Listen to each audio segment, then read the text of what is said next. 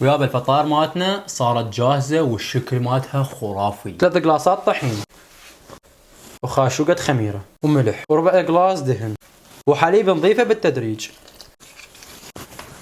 طبعا نخليها تختمر لمدة ساعة. نرش شوية طحين ونقطع على شكل دوائر. طبعا حجم الدائرة تقدرون تتحكمون بها صغيرة او كبيرة. ونخلي دهن بالقالب، نثقبها بالشوكة عمود ما تنفش ونخليها 5 دقائق ترتاح ونخليها بالفرن. جبن كريمي، قشطة، ويابا اهم شي التنظيف، ونضيف زيت زيتون. وصارن جاهزات.